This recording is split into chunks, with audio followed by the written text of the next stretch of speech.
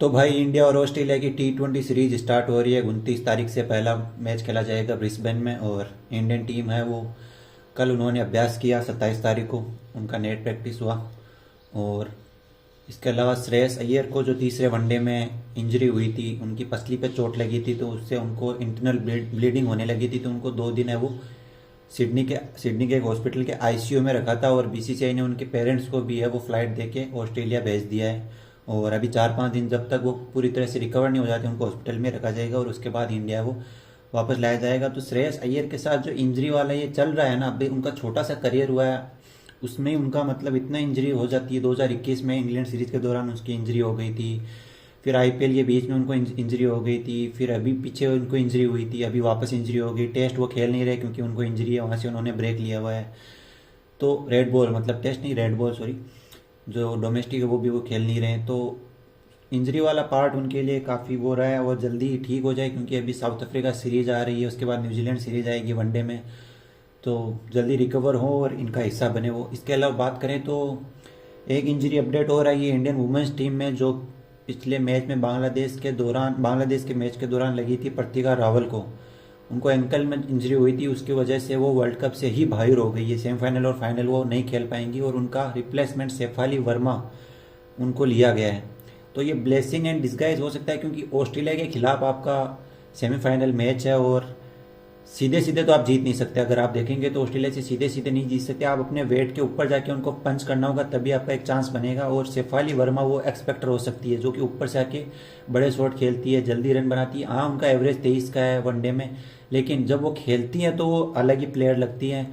तो वो एक एक्सपेक्टर हो सकती है कि चलो यार, प्रतिका रावल थोड़ा स्लो खेलती थी तो शेफाली वर्मा आके थोड़ा धुआंधार। अब वो प्लेइंग 11 में आएंगी नहीं आएंगी वो बात की बात है, लेकिन मेरे हिसाब से वो स्ट्रेट अवे वो ओपनिंग करेंगी। स्मृति मंदाना के साथ पहले कर चुकी है कई बार।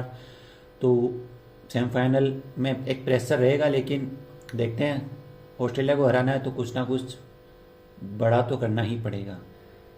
India versus Australia T20 series की बात करें तो प्लेइंग 11 बता देते हैं कि प्लेइंग 11 हमारे हिसाब से क्या रहेगी।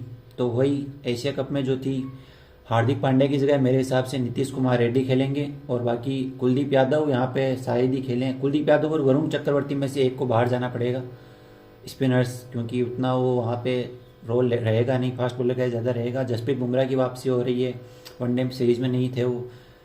तो ये अभी T20 सीरीज जो होगी 5 मैचों की, इसमें ऑस्ट्रेलिया के तरफ से भी पूरी टीम है, मतलब जो उनकी बनती है टीम वही टीम है। वनडे में उनके 3-4 नहीं थे प्लेयर, लेकिन T20 टीम में जो वर्ल्ड कप में उनके खेलेंगे मोस्टली वो प्लेयर सारे हैं। तो ये एक बहुत बड़ी अच्छी सीरीज होने वाली है। प्लेइंग 11 की बात करें तो वही प्लेइंग 11 रहेंगे। आपके ओपनर रहेंगे अभिषेक शर्मा और शुभमन गिल। तीसरे नंबर पर आएंगे कप्तान सूर्य कुमार यादव। चौथे नंबर पे तिलक वर्मा होंगे। 5वें नंबर पे संजू सैमसन होंगे। 6वें नंबर पर शिवम दुबे होंगे। 7वें पे नीतीश कुमार रेड्डी होंगे। फिर आपके 8वें नंबर पे वॉशिंगटन सुंदर खेल सकते हैं, और 9वें पे वरुण चक्रवर्ती रहेंगे, और 10वें नंबर पे अर्शदीप सिंह, और 11वें नंबर पे जसप्रीत बुमराह। अब यहाँ पे एक दो चेंज की गुंजाइश बनती है कि आप कुलदीप यादव को खिलाएं, उसको खिलाएं, वरुण चक्रवर्ती को, आप रिंकू सिंह को चांस दे सकते हैं। तो देखना पड़ेगा कि क्या प्लेइंग 11 रहती है। बाकी मोटा मोटी ये प्लेइंग 11 रहेगी। तो 29 तारीख से ब्रिस्बेन में ये पहला मैच शुरू हो रहा है। इंडियन टाइम के मुताबिक 7:30 बजे से ये मैच है वो शुरू होगा। इसके अलावा बात करें तो एक दो पूर्व क्रिकेटर नहीं रहेंगे क्योंकि अभी तक उन्होंने संन्यास लिया है। तो वर्तमान क्रिकेटर है, उनका कुछ बयान आया है, वो रणजी खेल रहे हैं और रणजी में उन्होंने शतक जड़ दिए हैं। तो कुछ बयान दिए हैं। पहला बयान आया है अजिंक्य रहाणे का और दूसरा आया है करुण नायर का। अजिंक्य रहाणे ने कहा है कि मेरा एक्सपीरियंस है वो बीजीटी 2024 के दौरान इंडियन टीम को काफ़ी काम आ सकता था और मुझे लगता है कि मुझे वहाँ पे होना चाहिए था, ये उन्होंने कहा है। तो भाई कहाँ से होना चाहिए था? आप 27 का एवरेज था आपके पिछले 2-3 सालों में, उसके दम पे आप वहाँ पे, अब आपको लग रहा है कि वहाँ पे वो फ्लॉप हो गए तो मुझे वहाँ होना चाहिए था, लेकिन ऐसे काम नहीं करता ना। आपको उस तरह से पहले परफॉर्म करना होता है ताकि आप उस टीम में हों। अब खेलने के बाद आप बोल रहे मुझे होना चाहिए था क्योंकि वो नहीं चले, अब चल जाते तो ये अजिंक्य रहाणे का ये बयान आया क्योंकि उन्हें रणजी में 150 रन मार दिए थे, तो उसके बाद उन्होंने ये बयान दिया है। इसके अलावा करुण नायर ने कहा है कि मुझे जिस तरह से मैं पिछले 2-3 सालों से प्रदर्शन कर रहा हूँ डोमेस्टिक में, उसके हिसाब से मुझे एक सीरीज से ज़्यादा इंडियन टीम में खेलने का मौका मिलना चाहिए था कमबैक में, क्योंकि उनको इंग्लैंड में सीरीज खेली, उसके बाद ड्रॉप कर दिया था वेस्ट इंडीज़ के खिलाफ सीरीज में वो नहीं थे, तो उनको लगता है कि उनको एक से ज़्यादा सीरीज मिलनी चाहिए थी। तो ये इंडियन टीम में कोई न्यूजीलैंड, युगांडा, जिम्बाब्वे, पाकिस्तान इनकी टीम तो है नहीं जहाँ पे टैलेंट पूल बहुत कम है, वही प्लेयर खेलते रहते हैं, कितना भी परफॉर्म करे ना करे वही खेलते रहते हैं। तो ये इंडियन टीम आपको पीछे से बहुत जोर लगता है प्लेयर्स का, तो आपको हर मैच में, हर दूसरे मैच में आपको परफॉर्म करना पड़ता है। साई सुदर्शन आ रहे हैं अभी आपके नंबर पे, तो कैसे आप कह सकते हो कि मुझे 5 मैच यानी 10 इनिंग से ज़्यादा मिलनी चाहिए। 10 इनिंग उनको, 10 नहीं सॉरी 8 इनिंग उनको मिली थी, एक मैच में ड्रॉप थे वो।